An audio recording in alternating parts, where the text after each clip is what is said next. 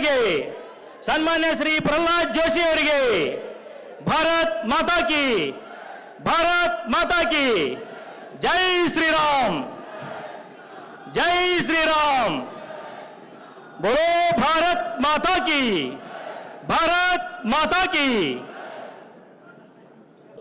ಮೊನ್ನೆ ನಡೆದಿರತಕ್ಕಂತಹ ಕುಮಾರಿ ನೇಹಾ ಹಿರೇಮಠ್ ಇವರ ದುರಂತ ಸಾವಿಗೆ ಅವರ ಆತ್ಮಕ್ಕೆ ಶಾಂತಿ ಸಿಗಲೆಂದು ನಾವೆಲ್ಲ ಎದ್ದು ನಿಂತುಕೊಂಡು 1 ನಿಮಿಷದ ಮೌನಾಚರಣೆಯನ್ನು ಆರಂಭಿಸೋಣ.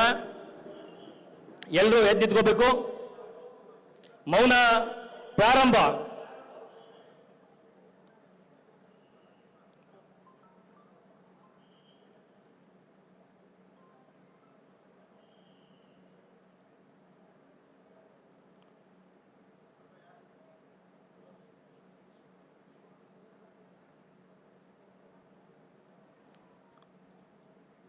ಓಂ ಶಾಂತಿ ಶಾಂತಿ ಶಾಂತಿ.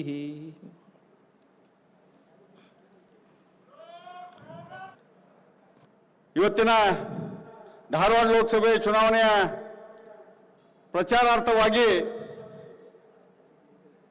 ಹುಬ್ಬಳ್ಳಿಗೆ ಆಗಮಿಸಿದಂಥ ಸನ್ಮಾನ್ಯ ಶ್ರೀ ಈ ಭಾರತ ದೇಶದ ಭಾರತೀಯ ಜನತಾ ಪಾರ್ಟಿಯ ಮತ್ತು ವಿಶ್ವದ ಅತಿ ದೊಡ್ಡ ಪಾರ್ಟಿಯ ನಮ್ಮ ಅಧ್ಯಕ್ಷರಾದಂಥ ಶ್ರೀ JP ನಡ್ಡಾ ಅವರನ್ನ ನಾನು ಇಲ್ಲಿ ಹಾರ್ದಿಕವಾಗಿ ತಮ್ಮೆಲ್ಲರ ಪರವಾಗಿ ಸ್ವಾಗತವನ್ನು ಬಯಸ್ತೇನೆ. ಅದೇ ರೀತಿಯಾಗಿ ನಮ್ಮೆಲ್ಲರ ನಾಯಕರು ಕೇಂದ್ರ ಸಚಿವರಾದಂಥ ಸನ್ಮಾನ್ಯ ಶ್ರೀ ಪ್ರಹ್ಲಾದ್ ಜೋಶಿ ಅವರನ್ನು ಕೂಡ ನಾನು ಹಾರ್ದಿಕವಾಗಿ ಸ್ವಾಗತವನ್ನು ಬಯಸ್ತೇನೆ. ಅದೇ ರೀತಿಯಾಗಿ ವಿಧಾನಸಭೆಯ ವಿರೋಧ ಪಕ್ಷದ ಉಪನಾಯಕರಾದಂಥ ನಮ್ಮೆಲ್ಲರ ನಾಯಕರಾದಂಥ ಸನ್ಮಾನ್ಯ ಶ್ರೀ ಅರವಿಂದ್ ಬೆಲ್ಲದವರನ್ನು ಕೂಡ ಹಾರ್ದಿಕವಾಗಿ ಸ್ವಾಗತವನ್ನು ಬಯಸ್ತೇನೆ. ಈ ಸೆಂಟ್ರಲ್ ಕ್ಷೇತ್ರದ ಶಾಸಕರಾದಂಥ ಶ್ರೀ ಮಹೇಶ್ ತೆಂಗಿನಕಾಯಿ ಅವರನ್ನ ಕೂಡ ಹಾರ್ದಿಕವಾಗಿ ಸ್ವಾಗತವನ್ನು ಬಯಸ್ತೇನೆ. ವಿಧಾನ ಪರಿಷತ್ತಿನ ಸದಸ್ಯರಾದಂಥ ಶ್ರೀ ಪ್ರಹ್ಲಾದ್ ಜೋಶಿ ಅವರನ್ನು ಕೂಡ ಹಾರ್ದಿಕವಾಗಿ ಸ್ವಾಗತವನ್ನು ಬಯಸ್ತೇನೆ. ಪ್ರದೀಪ್ ಶೆಟ್ಟರ್ ಅವರನ್ನು ಕೂಡ ಹಾರ್ದಿಕವಾಗಿ ಸ್ವಾಗತವನ್ನು ಬಯಸ್ತೇನೆ. ಅದೇ ರೀತಿಯಾಗಿ ಈ ಹುಬ್ಬಳ್ಳಿ ಧಾರವಾಡ ಮಹಾನಗರ ಪಾಲಿಕೆಯ ಮೇಯರ್ ಆದಂಥ ಶ್ರೀಮತಿ ವೀಣಾ ಭರದ್ವಾಡ್ ಅವರನ್ನು ಕೂಡ ನಾವು ಹಾರ್ದಿಕವಾಗಿ ಸ್ವಾಗತವನ್ನು ಬಯಸ್ತೇನೆ. ಗ್ರಾಮಾಂತರ ಜಿಲ್ಲೆಯ ಅಧ್ಯಕ್ಷರಾದಂಥ ಶ್ರೀ ನಿಂಗಪ್ಪ ಸುತ್ತಗಟ್ಟಿ ಅವರನ್ನು ಕೂಡ ಹಾರ್ದಿಕವಾಗಿ ಸ್ವಾಗತವನ್ನು ಬಯಸ್ತೇನೆ. ಅದೇ ರೀತಿಯಾಗಿ ಮಾಜಿ ಶಾಸಕಿಯರಾದಂಥ ಶ್ರೀಮತಿ ಸೀಮಾ ಮಸೂತಿ ಅವರನ್ನು ಕೂಡ ಹಾರ್ದಿಕವಾಗಿ ಸ್ವಾಗತವನ್ನು ಬಯಸ್ತೇನೆ.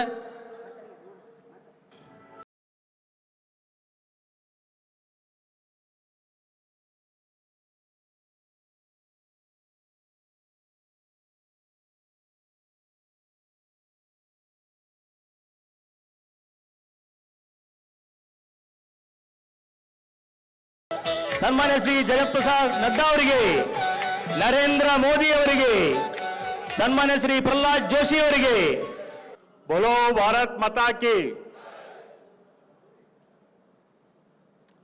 ಸುಂದರ ಸಂಜೆಯ ಈ ಕಾರ್ಯಕ್ರಮಕ್ಕಾಗಿ ವಿಶೇಷವಾಗಿ ದೆಹಲಿಯಿಂದ ಬಂದಿರುವ ನಮ್ಮ ದೇಶದಲ್ಲಿ ಬಡ ಜನತೆಗೆ, ರೈತರಿಗೆ, ಕಾರ್ಮಿಕ ವರ್ಗದವರಿಗೆ, ವಿಶೇಷವಾಗಿ ಅತಿ ಸಂಕಷ್ಟದಲ್ಲಿರುವವರಿಗೆ ಆರೋಗ್ಯದ ತೊಂದರೆ ಬಂದಾಗ ಅದಕ್ಕೊಂದು ಸಂಜೀವನಿಯಾಗಿ ಆಯುಷ್ಮಾನ್ ಆರೋಗ್ಯ ಕಾರ್ಡನ್ನು ಇಡೀ ದೇಶಕ್ಕೆ ನರೇಂದ್ರ ಮೋದಿಯವರ ನೇತೃತ್ವದಲ್ಲಿ ಕೊಡುಗೆ ನೀಡಲು ಕಾರಣೀಭೂತರಾದ ಶ್ರೀ ಜಗತ್ ಪ್ರಕಾಶ್ ನಡ್ಡಾಜಿ ಅವರೇ, ನಮಗೆಲ್ಲ ಆತ್ಮೀಯರು, ನಮ್ಮೆಲ್ಲರ ಹೆಮ್ಮೆಯ ಲೋಕಸಭಾ ಸದಸ್ಯರಾದ ಶ್ರೀ ಪ್ರಹ್ಲಾದ್ ಜೋಶಿ ಅವರೇ, ಹಾಗೂ ಸಭೆ ಮೇಲಿರುವಂಥ ಎಲ್ಲ ನಮ್ಮ ಪಕ್ಷದ ಹಿರಿಯ ಧುರೀಣರೇ ಹಾಗೂ ಇಲ್ಲಿ ಬಂದಿರುವಂಥ ಎಲ್ಲ ಹಿರಿಯರೇ, ತಾಯಂದಿರೇ, ಯುವ ಮಿತ್ರರೇ, ಇದೊಂದು ಸಭೆ ವಿಶೇಷ ಸಭೆ. ಯಾಕಂದರೆ ನಮ್ಮ ರಾಷ್ಟ್ರೀಯ ಅಧ್ಯಕ್ಷರಾದ ಶ್ರೀ ನಡ್ಡಾಜಿ ಅವರು ನಾನು ನಮ್ಮ ಬೂತ್ ಅಧ್ಯಕ್ಷರನ್ನ ಭೇಟಿ ಆಗಬೇಕು, ಅವ್ರನ್ನ ಈ ಉತ್ಸಾಹದ ಚುನಾವಣೆಯಲ್ಲಿ ಅವರೊಂದಿಗೆ ಭಾಗಿಯಾಗಕ್ಕೆ ನನಗೂ ಒಂದು ಅವಕಾಶ ಆಗಬೇಕು ಹುಬ್ಬಳ್ಳಿಯಲ್ಲಿ ಅಂತ ಅವರು ಇಚ್ಛೆ ಪಡಿಸಿದ ಪ್ರಕಾರ ಇವತ್ತು ಬೂತ್ ಅಧ್ಯಕ್ಷರು ಮತ್ತು ಸ್ವಲ್ಪ ಇಲ್ಲಿ ನಮ್ಮ ಸುತ್ತಮುತ್ತಲಿನ ವಾರ್ಡ್ನಿಂದ ನಮ್ಮ ಭಾರತೀಯ ಜನತಾ ಪಕ್ಷದ ಬೆಂಬಲಿಗರಿಗೆ ಇಲ್ಲಿ ಈ ಸಭೆಗೆ ಆಗಮಿಸಿದ್ದೇವೆ. ಇವತ್ತು ನಮ್ಮ ರಾಷ್ಟ್ರೀಯ ಅಧ್ಯಕ್ಷರು ಕೂಡ ಪಕ್ಷದ ಅತ್ಯಂತ ತಳಮಟ್ಟದ ಕಾರ್ಯಕರ್ತನಾಗಿ ಕೆಲಸ ಮಾಡಿ ಇವತ್ತು ರಾಷ್ಟ್ರದ ಅತ್ಯುನ್ನತ ಹುದ್ದೆಯಾದ ನಮ್ಮ ರಾಷ್ಟ್ರದ ಭಾರತೀಯ ಜನತಾ ಪಕ್ಷದ ರಾಷ್ಟ್ರೀಯ ಅಧ್ಯಕ್ಷರಾಗಿ ಕಾರ್ಯನಿರ್ವಹಿಸ್ತಾ ಇದ್ದಾರೆ.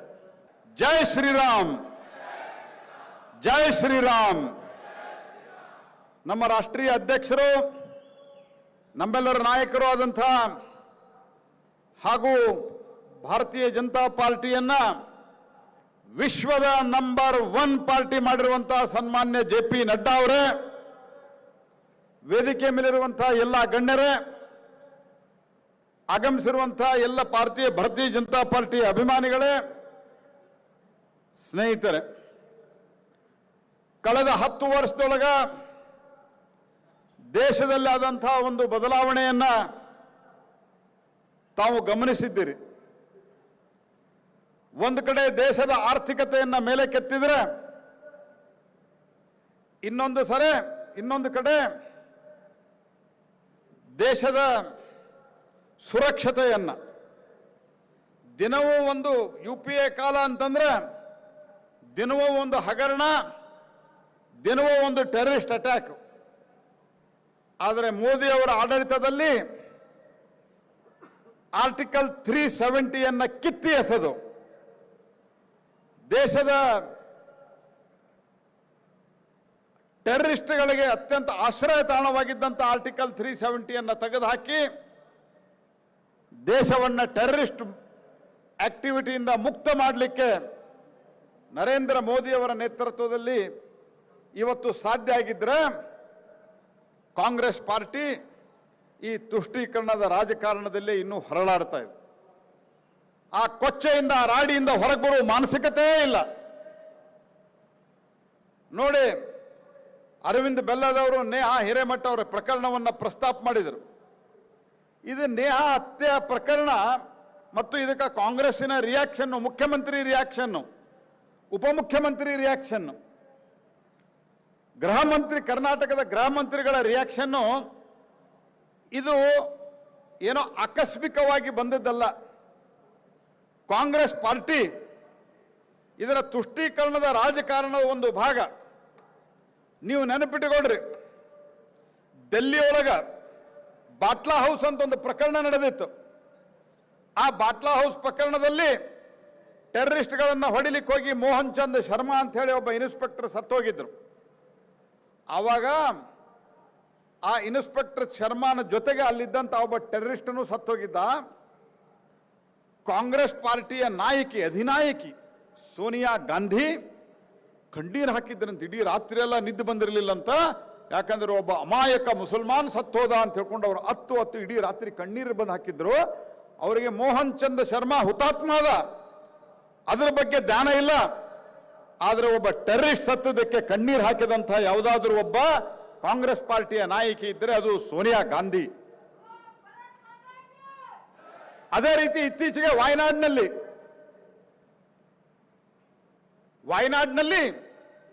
ರಾಹುಲ್ ಗಾಂಧಿ ನಾಮಿನೇಷನ್ ಫೈಲಿಂಗ್ ಹೋಗ್ತಾರೆ.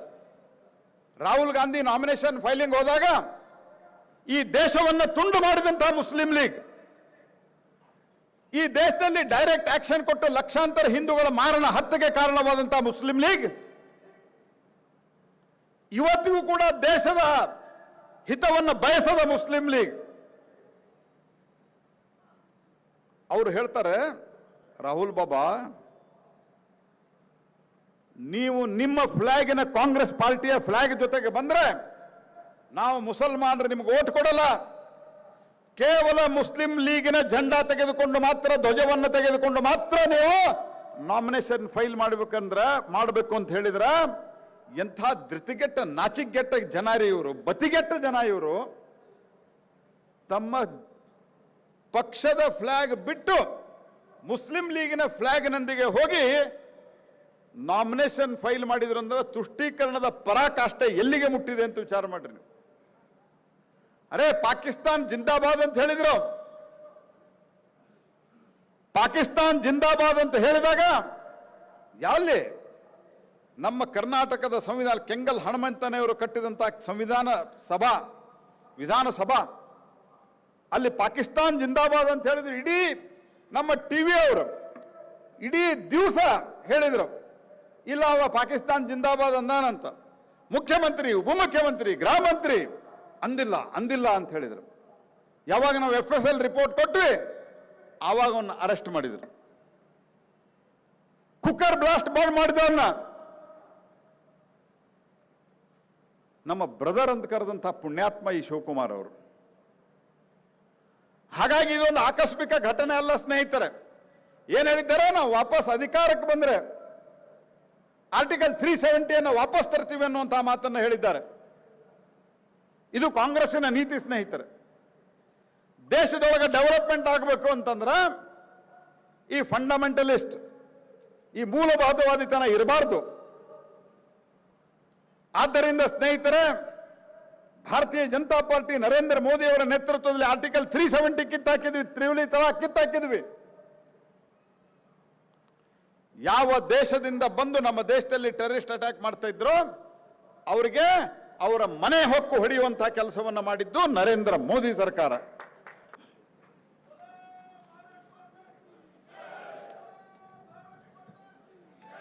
ಜೈ ಶ್ರೀರಾಮ್, ಜೈ ಶ್ರೀರಾಮ್. ಭಾರತೀಯ ಜನತಾ ಪಾರ್ಟಿಗೆ ಸನ್ಮಾನ್ಯ ಶ್ರೀ ಜಗತ್ಪ್ರಕಾಶ್ ನಡ್ಡಾ ಅವರಿಗೆ,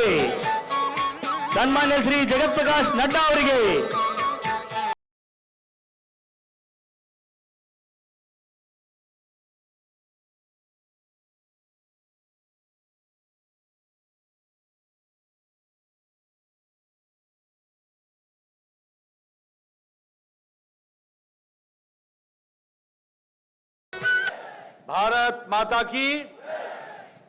आज के इस चुनावी सभा में मंच पर उपस्थित हमारे भारतीय जनता पार्टी के धारवाड़ हुबली के प्रत्याशी, भारत सरकार में मंत्री, मेरे वरिष्ठ सहयोगी श्री प्रहलाद जोशी जी, हमारे विधायक श्री अरविंद बेल्लार जी, श्री महेश जी, हमारे MLA श्री तिपन्ना जी, हमारे डिस्ट्रिक्ट के प्रेसिडेंट श्री निगम्मा जी, डिस्ट्रिक्ट के प्रेसिडेंट MR पाटिल जी, प्रदीप शेट्टर जी, श्रीमती वीणा भरद्वाज जी, सम्मानित मंच और यहाँ इतनी बड़ी संख्या में एकत्र आए देवी और सज्जनों, मीडिया के मेरे साथी, प्रिंट मीडिया और इलेक्ट्रॉनिक मीडिया के मेरे साथी, अभी अभी इस जनसभा में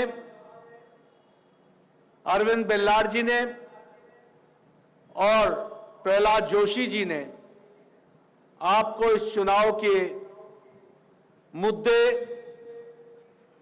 और उन मुद्दों पर चुनाव किस तरीके से आपने निर्णय करना है, इसके बारे में उन्होंने आपके सामने दलील रखी है।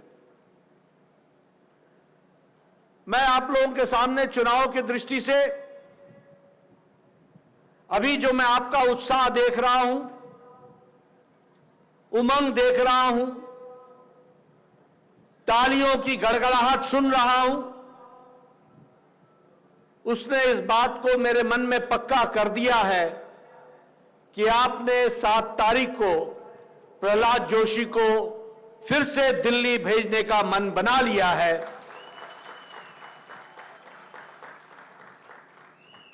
लेकिन मित्रों, यह चुनाव सिर्फ प्रहलाद जोशी जी को दिल्ली भेजने का ही नहीं है।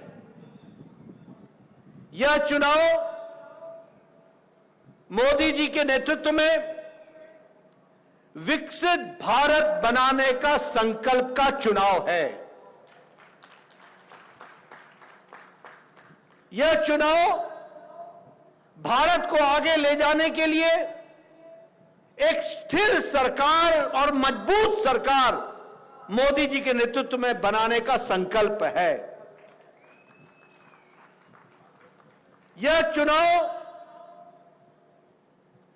भारत की राजनीति की संस्कृति बदलने के जो शुरुआत मोदी जी ने की है, उस पर मुहर लगाने का संकल्प का सुझाव है। और इसीलिए मैं बार बार बोलता हूं कि मजबूत सरकार का मतलब क्या होता है, स्थिर सरकार का मतलब क्या होता है।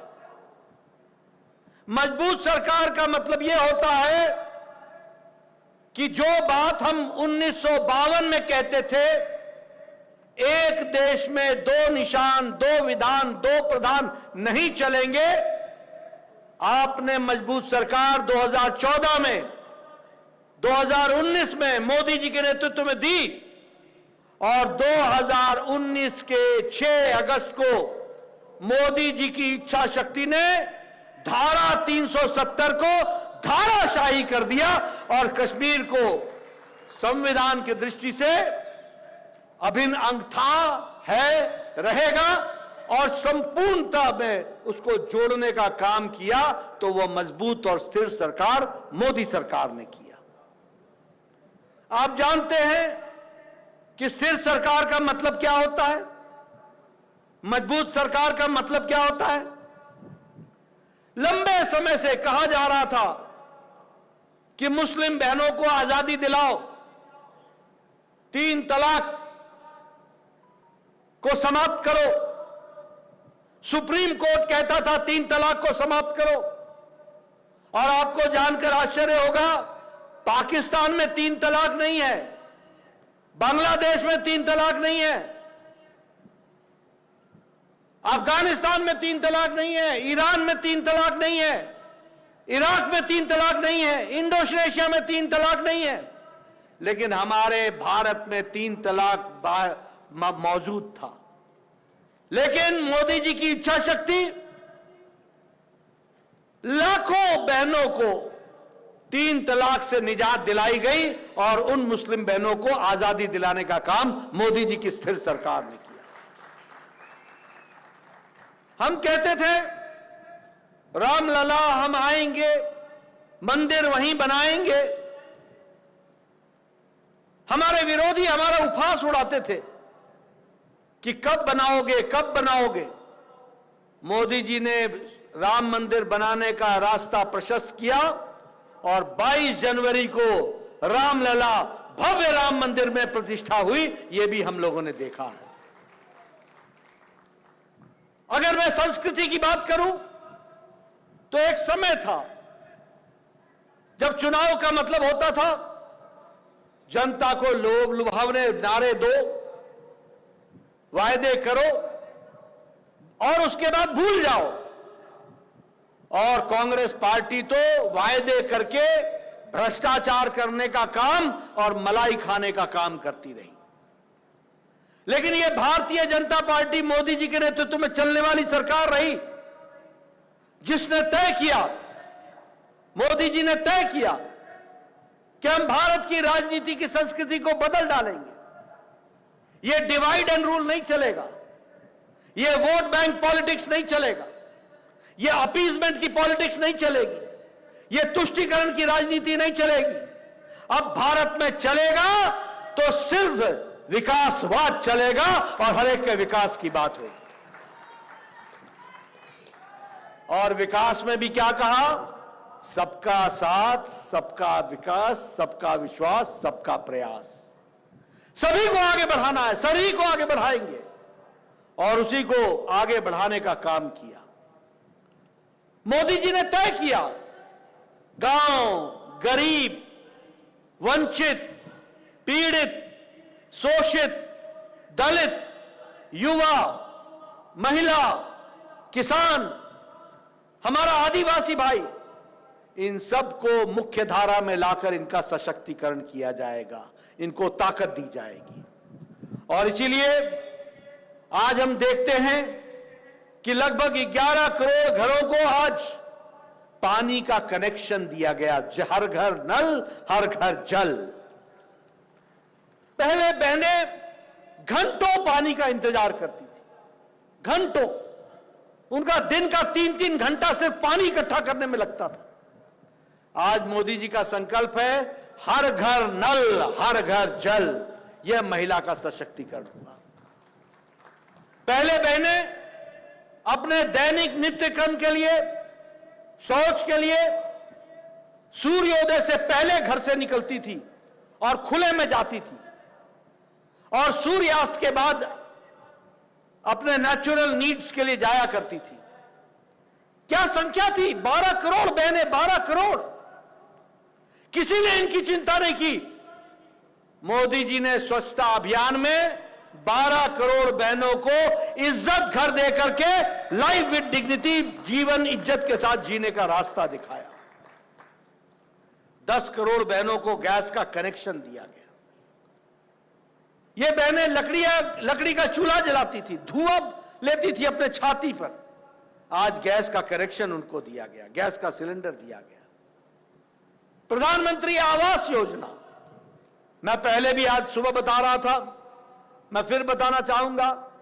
इंदिरा आवास योजना में कांग्रेस के जमाने में एक पंचायत में साल भर में 2 घर मिलते थे, 2 घर।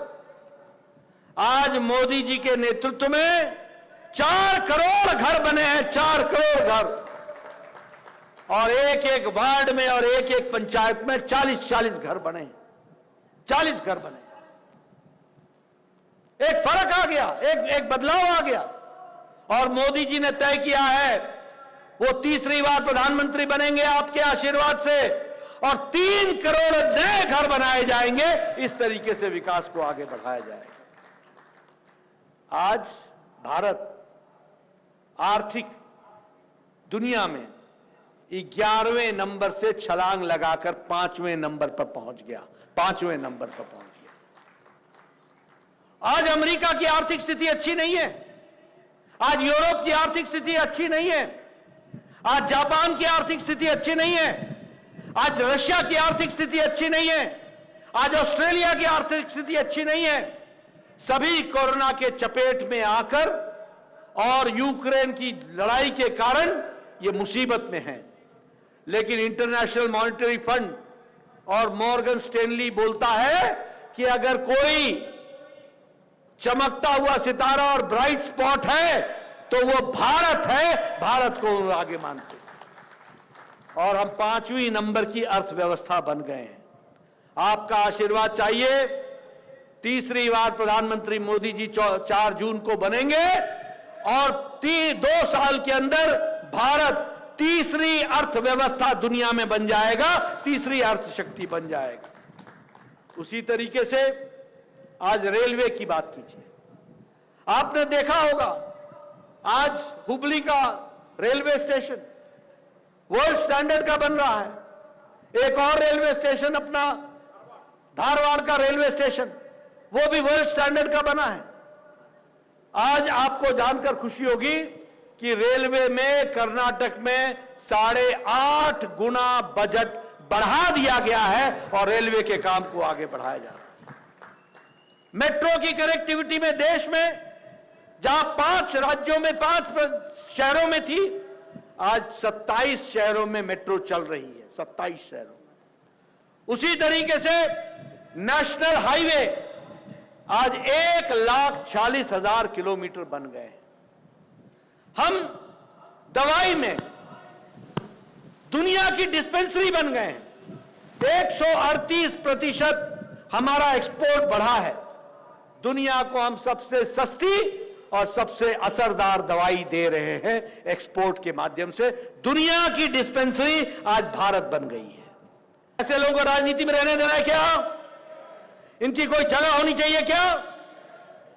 ये क्या क्या तमाशा बना दिया है, क्या परिस्थिति ला करके खड़ी कर दी है, किस तरीके का तुष्टीकरण चल रहा है। आप बताइए, आपने प्रदेश में कांग्रेस की सरकार बनाई, अब आपके ध्यान में आया कि मंदिरों पर टैक्स लग गया है? ध्यान में आया कि नहीं आया? मंदिरों पर टैक्स लग गया। कभी सोचा था आपने कि इस तरीके की घटना घटेगी? कैसी सरकार आ गई? आपके कभी ध्यान में आया कि कोई हनुमान चालीसा पढ़ने वाले के साथ मारपीट हो जाती है?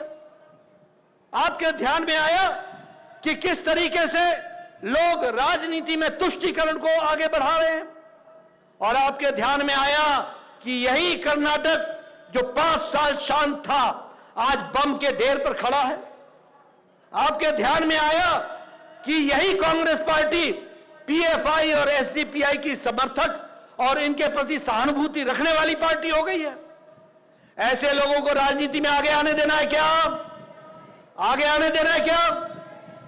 मैं और बताता हूं, ये कांग्रेस पार्टी, ये इंडिया अलायंस, ये घमंडिया अलायंस, ये कोई और अलायंस नहीं है, ये 2 बातों का अलायंस है। एक अलायंस है परिवारवादी पार्टियां अपना परिवार को, पार्टी को बचाने में लगी हैं, और दूसरा ये सब पार्टियां भ्रष्टाचारी पार्टियां हैं, भ्रष्टाचार पर लीपापोती करने पर लगी हैं। एक तरफ मोदी जी हैं जो बोलते हैं भ्रष्टाचार हटाओ, और एक तरफ ये इंडिया अलायंस है जो बोलता है भ्रष्टाचारियों को बचाओ बचाओ बचाओ। आप बताइए, कांग्रेस पार्टी ने कोयला घोटाला किया कि नहीं किया? बोलो भैया, हां या ना? कांग्रेस पार्टी ने कोयला घोटाला किया कि नहीं किया? पनडुब्बी घोटाला किया कि नहीं किया? चीनी घोटाला किया कि नहीं किया? चावल घोटाला किया कि नहीं किया? 3G घोटाला किया कि नहीं किया? कॉमनवेल्थ गेम्स का घोटाला किया कि नहीं किया? ऑगस्टा वेस्टलैंड का घोटाला किया कि नहीं किया? कांग्रेस पार्टी ने ना अंतरिक्ष छोड़ा, न गगन छोड़ा, न समुद्र छोड़ा, न पाताल छोड़ा, न धरती छोड़ी, सभी लोक में भ्रष्टाचार किया। ये लोकचारी पार्टी बनी है, भ्रष्टाचारी पार्टी बनी। आप बताइए, ये मुलायम सिंह के बेटे अखिलेश ने गोमती रिवर फ्रंट का घोटाला किया कि नहीं किया? लैपटॉप का घोटाला किया कि नहीं किया? फूड ग्रेन का घोटाला किया कि नहीं किया? आप बताइए, ये लालू प्रसाद यादव और इनका परिवार चारा खा गया कि नहीं खा गया? मवेशियों का चारा खा गया कि नहीं खा गया? आप बताइए, नौकरी के बदले, जमीन के बदले नौकरी का घोटाला किया कि नहीं किया? अलकतरा घोटाला किया कि नहीं किया? ममता की सरकार ने टीचर्स का भर्ती घोटाला किया कि नहीं किया? केसीआर की सरकार ने, कविता ने शराब घोटाला किया कि नहीं किया? अरविंद केजरीवाल ने शराब का घोटाला किया कि नहीं किया? दवाई का घोटाला किया कि नहीं किया? आप बताइए, डीएमके के स्टालिन के परिवार ने 1.32 लाख करोड़ रुपए की आमदनी पब्लिक की कि नहीं की? ये भ्रष्टाचार नहीं तो और क्या है? ये भ्रष्टाचारी नहीं तो और क्या है? ये सारा इंडिया अलायंस भ्रष्टाचारियों का जमावड़ा है, भ्रष्टाचारियों का जमावड़ा। आप बताइए, राहुल गांधी बेल पर है कि नहीं है?